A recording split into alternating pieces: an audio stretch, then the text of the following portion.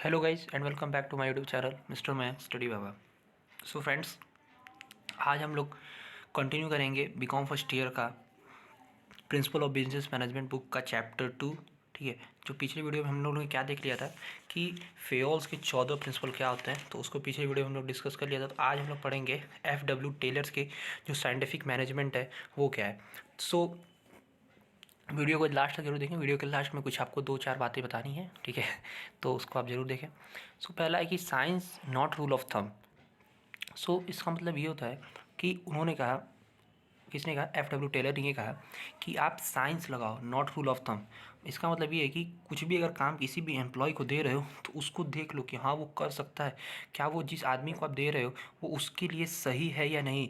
ऐसा नहीं है कि आप उससे कह दिए कि आपको ये काम 10 घंटे में करना है, तो आप उसको पहले देखो क्या हाँ ये काम 10 घंटे में हो सकता है या फिर वो आदमी उस काम को 10 घंटे में कर सकता है। तो वही कह रहा है कि आपको क्या करना होगा, एक्सपेरिमेंट करना पड़ेगा, एनालाइज करना पड़ेगा, ऑब्जर्व करना पड़ेगा कि जो काम आप किसी को दे रहे हो, एम्प्लॉयज़ को दे रहे हो, वो क्या सही है कि नहीं। तो उसमें यही कह रहा है कि there should be scientific study and analysis of each element. आपको करना पड़ेगा, साइंटिफिक स्टडी करना पड़ेगा, उसके बारे में खुद पहले जानना होगा कि हाँ आप जो काम दे रहे हो वो सही है कि नहीं, in order to replace old rule of thumb. किसको हटाने के लिए, ये जो रूल ऑफ थंब है, जो अंगूठे का जो थंब है, ठीक है, and hit and miss method. We should be constantly, because we should be constantly experimenting to develop new technique which make them work much simpler, easier and quicker.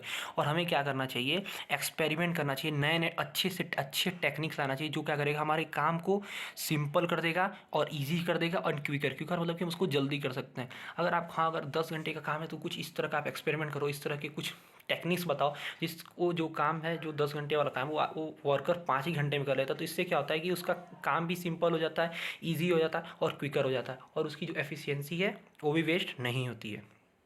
Okay, so science not rule of thumb में यही था। Now second ये है कि harmony not Discord. Harmony लगाओ, not Discord. इसका मतलब ये होता है कि मैनेजर के और वर्कर के दिमाग को बदलना। अब बदलेंगे कैसे, इसका मतलब ये होता है कि देखो, मैनेजर भी अपने आप को बॉस समझता है और वर्कर भी अपने आप को एक कंपनी में बॉस ही समझता है, ठीक है। मैनेजर ये सोचता है, कहता है, मैनेजर ये सोचता है कि अगर मैं नहीं रहूँगा तो काम नहीं होगा, और वर्कर भी सोचता है अगर मैं नहीं रहूँगा तो काम नहीं होगा। तो ये नहीं होना चाहिए, हारमनी नॉट डिस्कॉर्ड।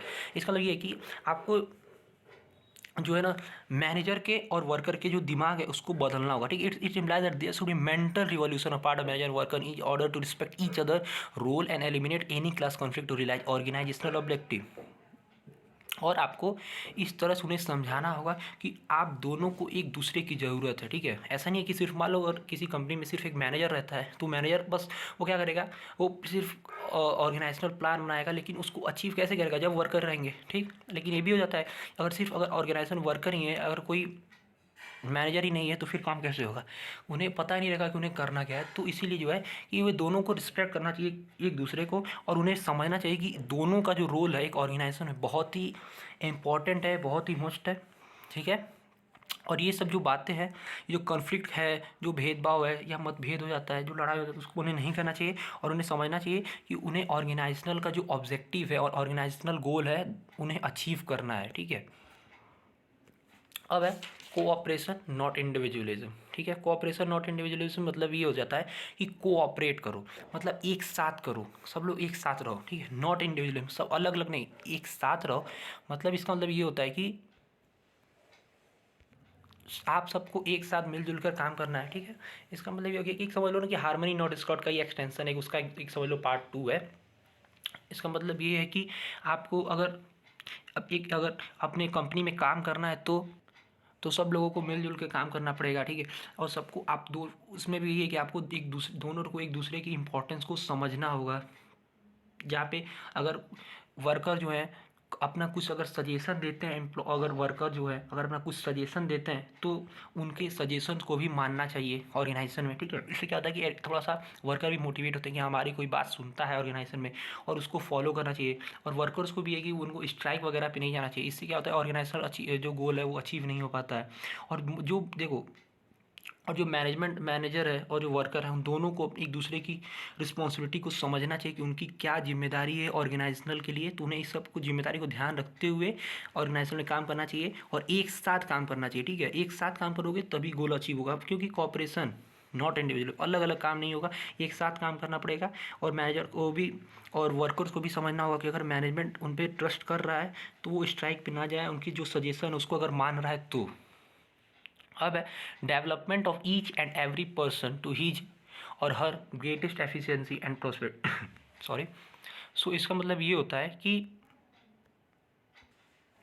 अगर आप जो है किसी भी ऑर्गेनाइजेशन में अगर किसी को सेलेक्ट कर रहे हो किसी काम के लिए, तो आपको ये देखना पड़ेगा कि जो आप जिस बंदे को आप उस काम के लिए रख रहे हो क्या वो उसके लायक है। ठीक है, उसके लायक है मतलब कि क्या वो उस काम को सही से कर सकता है।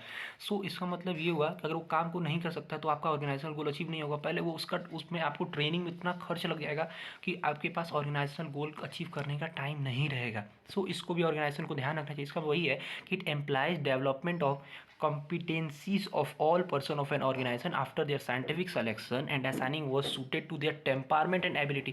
जो उन्हें आप काम दे रहे हो, उनको असाइन कर रहे हो काम, वो उन पर सूट कर रहा है कि उनके उनके लायक है नहीं, कि उनके योग्य है कि नहीं। और अगर रहता है और उनके योग्य है तो क्या अगर इंक्रीज करता है प्रोडक्टिविटी मेरा, अगर वो काम कर सकता है तो क्या मेरा प्रोडक्टिविटी इंक्रीज होगा, उसका यूटिलाइज सही से होगा, और जो हम लोग का जो आउटपुट है, जो हम लोग का रिजल्ट है वो भी सही से आएगा। तो ये मैनेजमेंट को ध्यान रखना चाहिए। ठीक है, वही दे रहा है कि development of each and every person to his और हर greatest efficiency and prosperity. Now अब हम लोग पढ़ते हैं टेक्निक्स ऑफ साइंटिफिक मैनेजमेंट। इसमें क्या है कि टेक्निक ऑफ साइंटिफिक मैनेजमेंट में ये है, पहला है कि फंक्शनल फोरमैनशिप। तो ये क्या है कि technique in which planning and execution are separated. There are 8 types of specialized professional for each under planning and execution who keep a watch on all workers to extract optimum performance. चलिए अब हमने इस notes की भाषा को जान लिया, लेकिन अब इसका मतलब क्या था ये मैं आपको बताता हूँ। टेलर ने कहा कहा कि अगर सब लोग इस तरह से अगर एक ही जगह रह के काम करते हो तो काम नहीं हो पाएगा। कि अगर प्लानिंग वाला भी आपके पास ही रहे, प्रोडक्शन वाला भी आपके पास ही रहे तो काम नहीं हो पाएगा। तो उन्होंने क्या कहा कि आप ऑर्गेनाइजेशन को ना 4-4 पार्ट में बांट दो। ठीक है, दो मतलब 8 है, 8 वो जो लोग हैं, 8 जो डिपार्टमेंट है, 8 जो लोग जो उस पर देख रेख कर रहे हैं उसको क्या करो ना 4-4 में डिवाइड कर दो। कि हाँ ठीक है, 4 लोग प्लानिंग इंचार्ज रहेंगे और 4 लोग प्रोडक्शन इंचार्ज रहेंगे या एग्जीक्यूशन इंचार्ज रहेंगे।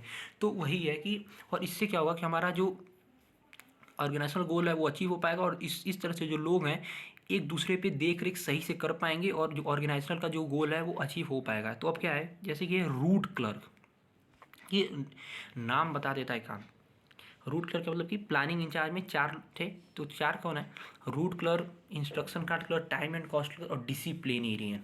सो रूट क्लर्क मतलब ये होता है, ये हमें बताता है कि आपको काम अच्छा काम है, अच्छा इधर से ऐसे कर लो, इधर इधर जाना है, इसको इधर लेके जाना है। ठीक है, अच्छा वहाँ से सामान लाना है, ठीक है वहाँ से सामान लेके आओ, इस रास्ते से सामान जाएगा, उधर रास्ते से आएगा। तो वो रूट बताता है, रास्ता। रूट मतलब क्या होता है, रास्ता। वो स्पेसिफाई करता है exact sequence and route of production. ठीक, instruction card clerk is responsible for drafting instruction for the worker. ये क्या करता है, उनको इंस्ट्रक्शन देता है। अगर कुछ नहीं आ रहा तो उन्हें बताता, अच्छा ए भाई ऐसे नहीं, ऐसे ऐसा कर, इस अच्छा यहाँ पे इस सामान को हटा के ना इसको रख दे। ठीक है, इस तरह के जो इंस्ट्रक्शंस देते हैं वो दे रहा है। Is responsible drafting instruction for the worker को टाइम एंड कॉस्ट कर। ये क्या करता है, prepare time and cost sheet for the job. ये क्या करता है, टाइम बनाता है, कॉस्ट शीट बनाता है जॉब के लिए।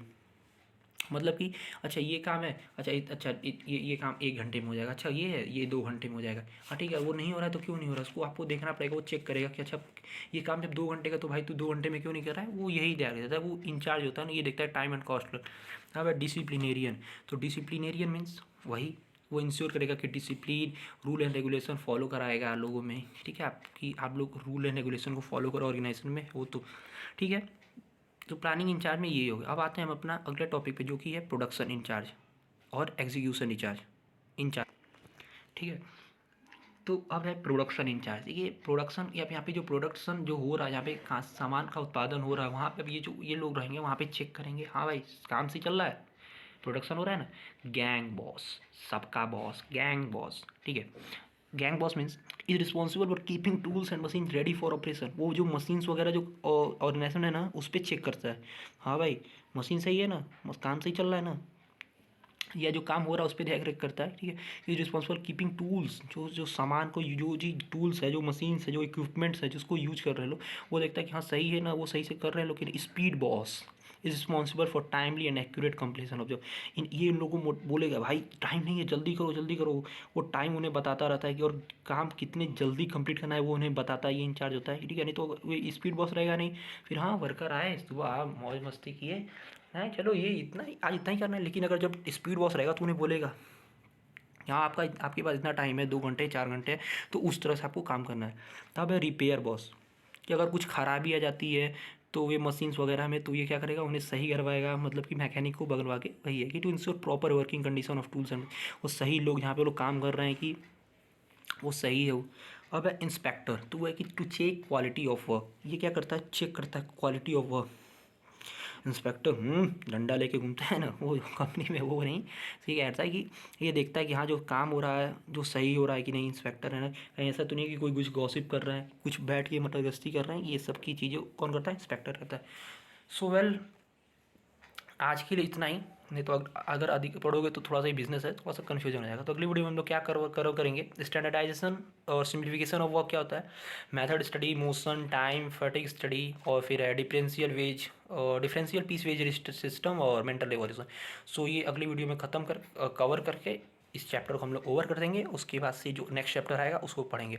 सो यहाँ तक आई होप आपको वीडियो समझ में आई हो। अच्छा लगी हो तो वीडियो अच्छी लगी हो तो लाइक कर देना। अगर बीकॉम फर्स्ट ईयर के स्टूडेंट हो तो चैनल को ज़्यादा से ज़्यादा शेयर करो कि तुम्हारे भाई लोग भी और आके इस चैनल को जुड़ें, क्योंकि यहाँ पे आपको बीकॉम फर्स्ट ईयर की हर सब्जेक्ट की पढ़ाई मिलेगी, ठीक है। क्लासेस स्टार्ट हो रही हैं।